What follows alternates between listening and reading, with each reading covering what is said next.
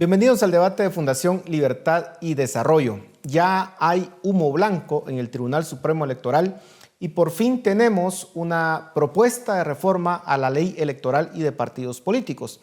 Y para hablar de lo bueno, lo malo y lo feo de esta propuesta tenemos a dos expertos, José Carlos Ortega y Alejandro Morales, dos personas que se han dedicado a estudiar bastante del tema y han participado, de hecho, en muchas de estas discusiones. Así que muchas gracias a ambos por acompañarnos.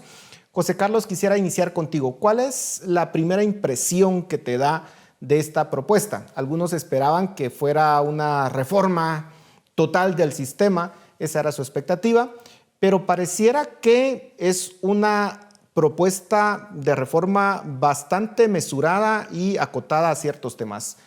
¿Coincides con esa lectura o cuál es la lectura que obtienes? Bueno, mira, es acotada en cuanto a que tiene solamente 30 artículos. Si tomas en cuenta que uno tiene que ver con la vigencia y otro tiene que ver con alguna otra cosa administrativa, es acotada. O sea, estarías reduciendo a entre 28 y 29 artículos. Creo que toca algunos puntos esenciales acerca de lo que ha pasado. Hay que recordarse que el Tribunal Supremo Electoral envió dos iniciativas de ley en esta misma magistratura. Una la envió en 2020 o de 2021, que fue la famosa iniciativa ley 5.886, o como estamos acostumbrados a decir, 5886, y posteriormente envió otra para el voto en el extranjero. Esa no se conoció, ¿sí? Entonces, digamos que ya tenían cierta parte del trabajo hecho. Creo que también lo que se pudo, hay que recordar que la CAME anterior la manejó la anterior magistratura y ellos solo revisaron el paquete y tuvieron que enfrentarse con entregar algo al Congreso de la República, pero no era algo que ellos hubieran trabajado. Y esto sí lo trabajaron ellos, entre 28 y 29 artículos que son propiamente de ellos. Tiene cosas buenas, tiene cosas positivas, creo, y tiene algunas pues que son más complicadas y que podremos hablar en este momento de ellas. Ahora, es esencial, Paul, Alejandro y a nuestra audiencia, es que lo que hay que entender es que el Tribunal Supremo Electoral manda la iniciativa de ley que no necesariamente recoge todo lo que se habló en la CANE. De hecho pone dos anexos, uno de las cosas que se están hablando y que no las considera pertinentes y otras que no considera para nada viables, pero envió algo que creo que es importante, ¿sí? Pero la palabra la tiene el Congreso de la República y eso es muy importante. Y de eso vamos a hablar un poco más adelante. Alejandro, tus impresiones preliminares antes de entrar a discutir cada uno de los temas de esta propuesta. Creo que, secundando un poco lo que menciona José Carlos, la propuesta en sí tiene, creo que, más cosas cuestionables que podemos ir abordando en la discusión y sí, es una reforma acotada, es una propuesta de reforma acotada porque al menos no aborda la totalidad de los artículos de la ley electoral y son esfuerzos también un poco más mesurados, por ejemplo, a la CAME anterior o incluso a las propuestas y a las discusiones que se habían realizado posterior a la reforma de 2015. Recordemos que la UNE tuvo 2016, 2017 la Comisión de Asuntos Electorales, donde trataron de hacer ciertas propuestas de cambio, las cuales incluían un montón de artículos. Al final, esta es una propuesta bastante más acotada, pero sí tiene varios elementos que parece que se escucha el clamor de las calles y las redes, más no el tema técnico y la viabilidad técnica de varias de las propuestas. Y creo que eso sí es sumamente preocupante, porque recordemos, como bien mencionaba José Carlos, todo termina en el Tribunal, en la Comisión de Asuntos Electorales del Congreso de la República y posteriormente eso lleva a la Corte de Constitucionalidad. Y hay cosas que parece que de cajón, solo leyendo cómo está estructurado el articulado, te va a caer. José Carlos, iniciemos ya el análisis de cada uno de los temas, pero uno de los aspectos preocupantes de las elecciones pasadas fue que hubo demasiada incertidumbre respecto a los candidatos que iban a participar. Se vetaron varios candidatos. El tema de las inscripciones fue una batalla que duró pues casi hasta el final. Resuelve esos temas que le dieron incertidumbre al proceso electoral pasado con esta propuesta? Por ejemplo, hablar de la campaña anticipada, hablar del finiquito y de otros elementos que fueron realmente motivo de discusión y de preocupación en las elecciones recién pasadas. ¿Se resuelve eso o no? Y cabal, como tú lo dices, o sea, primero que todo habría que analizar caso por caso por qué algunos no fueron inscritos y otros sí. Y también, Paul, y pues a la audiencia, hay que recordarles que no sería solamente menester analizar quiénes no fueron inscritos en 2023, sino también habría que analizar los que no fueron inscritos en 2019. Son 5 y 5, o sea, no es poca cosa, son en total 10 candidaturas de binomio presidencial. Por supuesto que están los de diputados, alcaldes, etcétera, pero si hablamos de binomios presidenciales, son 5 y 5, por diferentes motivos. Tú lo dices bien, o sea, sí intenta resolver lo de la definición de proselitismo y de propaganda electoral, o sea, lo que nosotros le llamamos la campaña. Y eso creo que está bien, porque se define de una mejor manera lo que es propaganda electoral cuando se dice que es el llamado al voto. Lo hace de una forma bastante suave, pero que es suficiente para interpretar que tiene que ver con el llamado al voto y permite que durante el proselitismo se hagan propuestas políticas. Yo creo que eso es de lo mejor que tiene. O sea, de veras es de lo mejor que tiene. No lo mejor, ya vamos a hablar de lo mejor, pero creo que eso es bastante bueno. Ahora, lo del finiquito no lo trata y de hecho está en los anexos. Y dice, mire, esto fue algo que se habló, pero que no está incluido. Y yo creo que eso es un tema también importante porque se da a la judicialización y sobre todo a ponerle un cargo a alguien de tipo administrativo para que no le den el finiquito por razones espurias y políticas, ¿verdad? Entonces eso es complicado. Sobre todo porque la Contraloría General de Cuentas pues ya no goza prácticamente de ninguna credibilidad y es una institución bastante desgastada y preocupa que eso no se haya tratado dentro de esta propuesta. Ojalá que en el Congreso pueda incluirse. Alejandro, otro de los temas que fueron bastante críticos en las últimas 2 elecciones es el régimen de medios de comunicación. ¿Cómo ves que se aborda en esta reforma? Una de las quejas era que la forma en que estaba planteado no permitía la discusión, era demasiado restrictivo. ¿Cuál es tu lectura del tema?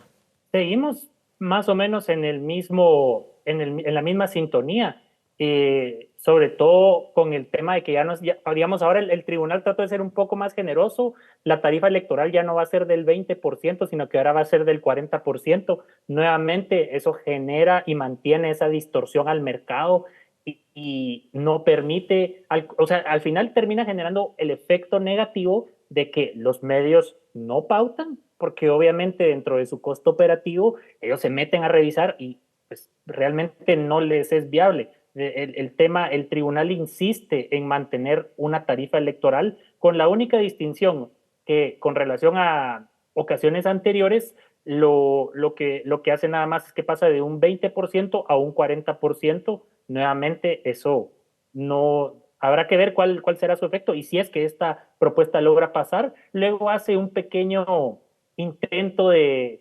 regular a los medios, digamos, a las redes sociales, ¿no? A las plataformas como TikTok, como Instagram, pero realmente solo habla de que estas pueden prestarse para el esparcimiento de información falsa y no desarrolla, digamos, con la certeza que se había discutido en las discusiones de la CAME. De hecho, unas de las discusiones iban en la línea de que, por ejemplo, a la hora de pautar todas estas plataformas, te permiten, te generan un voucher, ¿no? Te generan un recibo que ese lo puedes utilizar para meterlo en los portales de transparencia. El tribunal no se metió a tanto, la discusión, digamos, al final la iniciativa no es tan ambiciosa, pero en términos de medios se mantiene la tarifa electoral con la diferencia del 40% en vez del 20%.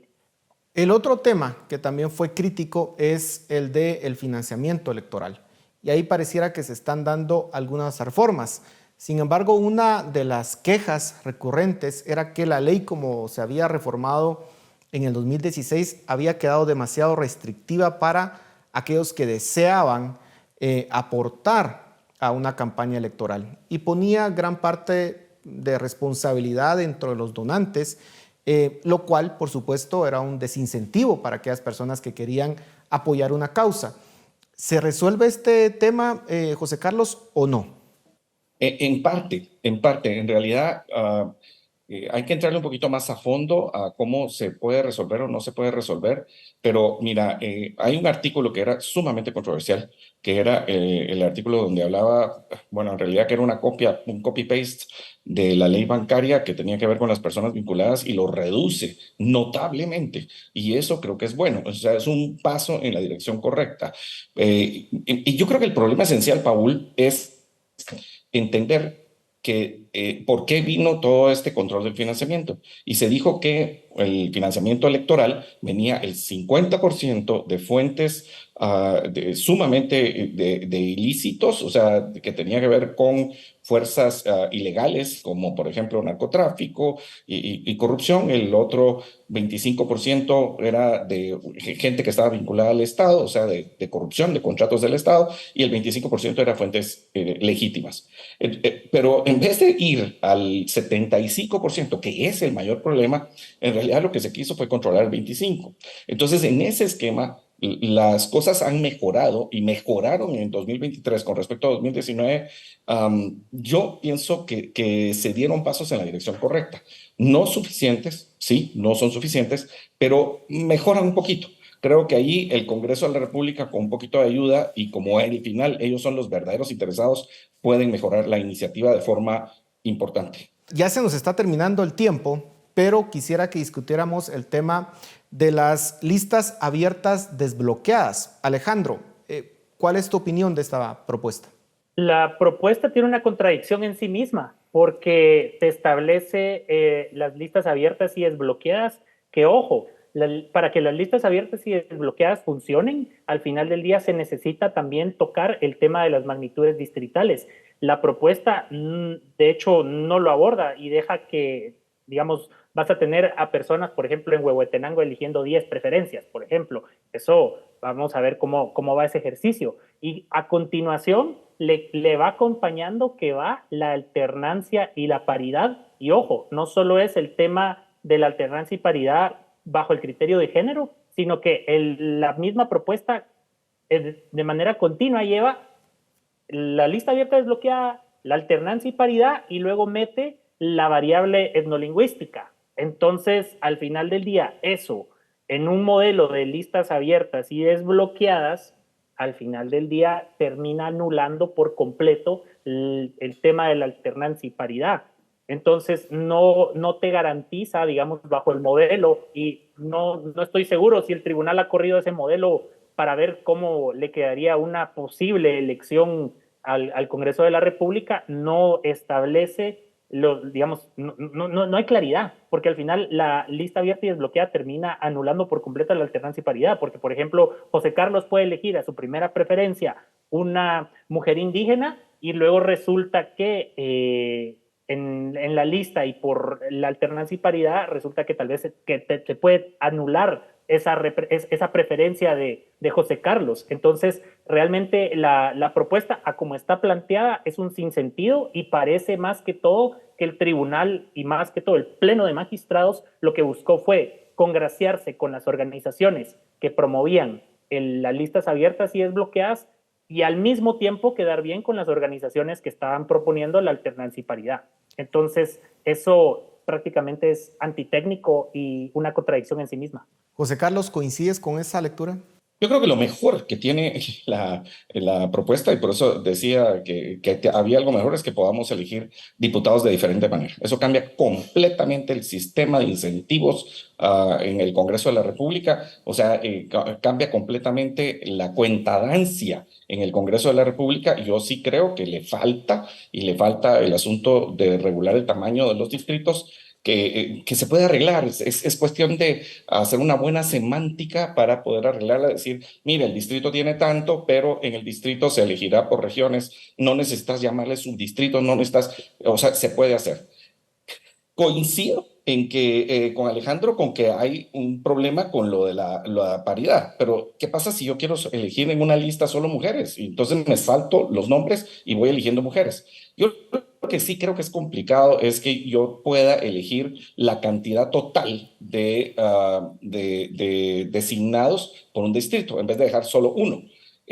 ¿A qué me refiero? Que yo pueda elegir de un partido unos, de otro partido otros y así llenar mi lista. Pero también hay otros problemas. ¿Qué pasa si yo no lleno los 10? O sea, ¿por qué no, o sea, ¿por qué no lleno solo 8? Entonces dejo 2 en blanco. Es como que fuera un voto en blanco de 2 personas. ¿O por qué no le puedo dar todos mis 10 votos a una sola persona? O sea, esa forma para mí es equivocada.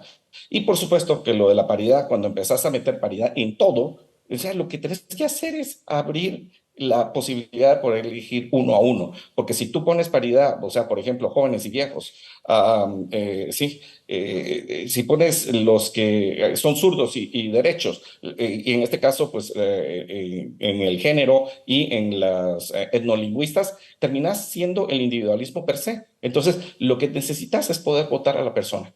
Y eso, lo único que trae ahorita, esas dos paridades, es una complicación a la hora de hacer los listados. Pero es mejor que lo que tenemos ahorita. Sí, es mejor que lo que tenemos ahorita con el simple hecho de abrir la posibilidad de poder votar a una persona de forma nominal. Aunque no necesariamente van juntas las propuestas, se puede hacer el tema de la lista desbloqueada y no necesariamente atender el tema de las paridades de género y etnolingüística, ¿o me equivoco? Por supuesto que se puede hacer así, pero hagamos de caso que esa es la propuesta que el Tribunal Supremo fue la que puso y que se aprobara de esa manera, ¿verdad? Entonces, esas son las discusiones que tendremos que ver en la Comisión de Asuntos Electorales y también en el Pleno, porque tenemos esos dos momentos, ¿verdad?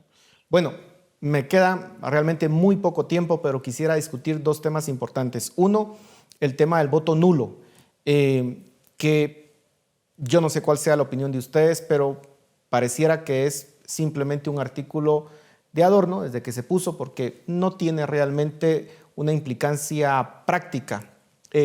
Alejandro, ¿no debería de quitarse el voto nulo y con eso se resuelve, por ejemplo, la extensión del periodo de transición, que es un periodo bastante largo y que se hizo así precisamente para darle lugar al voto nulo? ¿Cuál es tu opinión? No, precisamente eso, la propuesta del tribunal actualmente parece ser un copy-paste de la propuesta de la iniciativa de Mario Taracena en aquel entonces. No hace ningún cambio sustancial, se mantiene el 50% del voto válido emitido, 50+1 del voto válido emitido, y no obliga, nuevamente, ahí está la gran falencia, no obliga a la postulación de nuevas candidaturas. Eso es algo que es un sinsentido y que realmente vemos que la gente dice el voto nulo ganó, pero al final si el voto nulo no llega a ese 50%+1, el voto nulo no gana. O sea, necesita eso para volverse vinculante. Ese es un punto. El otro es que en el tema, en las discusiones de la CAME, había de todo. Habían organizaciones que proponían bajar el voto nulo a, no sé si José Carlos, en alguna de tus mesas, por ejemplo, donde yo estaba, estaban hablando de reducirlo al 30%, al 25%, realmente un chiste antitécnico. Pero al final del día, si no se cambian las candidaturas, realmente si no se vuelve la obligatoriedad de cambiar las candidaturas, el voto nulo no tiene efecto alguno, porque los partidos por tema de costo y eficiencia y por los plazos y los tiempos que tienen, van a postular las mismas candidaturas. Lo que sí tendría sentido, y bien mencionas, Paul, es precisamente el tema de reducir el periodo de transición para tener un colchón donde puedan repetirse las asambleas en caso llegase a ganar el voto nulo en un 50%+1, pero digamos la propuesta no va así y esa plana, si es que se va a abordar, tendría que abordarse en la Comisión de Asuntos Electorales, aunque creo que los incentivos no están ahí. Bueno, miren, me quedan 30 segundos y les voy a pedir sus conclusiones muy breves. José Carlos, iniciamos contigo. Bueno, yo creo que la conclusión para mí es que la Comisión de Asuntos Electorales tiene que ser muy cuidadosa en ver el largo plazo, no volver a cometer el error de las modificaciones de 2016. Hay varias propuestas, está también en el dictamen aprobado de la 5.886, está en la propuesta que tiene el diputado, híjole, se me fue, Inés Castillo, que esa solo está en iniciativa, ni siquiera ha sido llevada a la comisión, pero entendemos que hay cierto acuerdo con los bloques legislativos y tiene que tener cuidado. Para mí el voto nulo, como quedó y como está, es el atol con el dedo, Paul, y nos dieron atol con el dedo. Eso tiene que discutirse de otra manera. Alejandro, 15 segundos. Resumen de la iniciativa, cambiar todo para que nada cambie. Al final del día se tomó la foto y la que se va a discutir es, como había mencionado José Carlos, la 6332 de Inés. Esa ya tiene dictamen favorable y ahorita entra a la comisión. Entonces, hoy, ahí sí que, así como el tribunal agarró las organizaciones para la foto, los de la Comisión de Asuntos Electorales agarraron al tribunal para la foto y la que se va a discutir al final del día va a ser la de Inés Castillo. Bueno, gracias por su tiempo, por su análisis. Vamos a seguir, sin duda alguna, en las próximas semanas dándole seguimiento al tema. Así que gracias a ambos y a ustedes en casa, gracias por su atención. Nos vemos la próxima semana.